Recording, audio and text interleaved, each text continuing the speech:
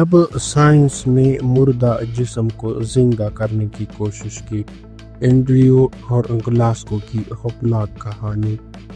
اگر آپ کو لگتا ہے کہ فرینکن صرف ایک ناول یا فلم ہے تو دوبارہ سوچیے، کیونکہ 1818 عیسوی میں اسکاٹ لینڈ کے ایک حقیقی سائنسدان نے ایک مردہ قاتل کے جسم میں بجلی ڈال کر اسے دوبارہ زندہ کرنے کی کوشش کی۔ یہ کہانی اینڈریو گلاسکو اور ایک ایسے تجربے کی ہے جس نے سائنس، مذہب اور اخلاقیات کے دائرے کو ہلا کر رکھ دیا۔ 19ویں صدی کے آغاز میں سائنسدان گیلوانزم سے متاثر ہو چکے تھے، یعنی بجلی کے ذریعے مردہ جسم کو حرکت دینا۔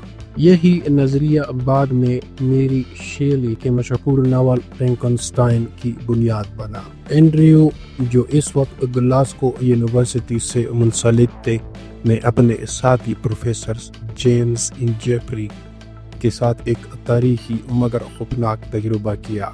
انہوں نے ایک مردہ مجرم کی لاش پر ری اینیمیشن کا تجربہ کیا تاکہ یہ دیکھا جا سکے کہ کیا بجلی کے ذریعے زندگی واپس لائی جا سکتی ہے۔ جس لاش پر یہ تجربہ کیا گیا وہ میتھیو کلائڈس ڈیل کی تھی، جسے چند دن پہلے قتل کے جرم میں پھانسی دے دی گئی تھی۔ اس کے جسم کو تجرباتی طور پر استعمال کرنے کی سرکاری اجازت ملی۔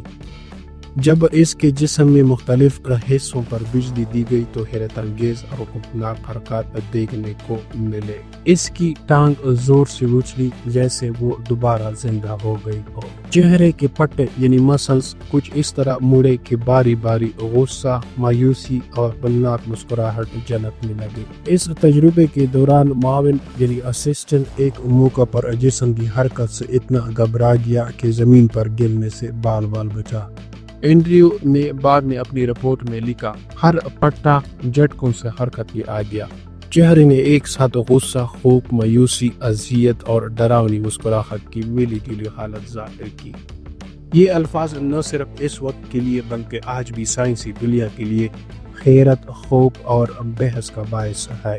یہ تجربہ آخرکار ناکام رہا کیونکہ جسم نے حرکت کی مگر زندگی واپس نہ آئی۔ یہ سوال پھر بھی باقی رہا، کیا ہم انسان موت کو شکست دے سکتے ہیں؟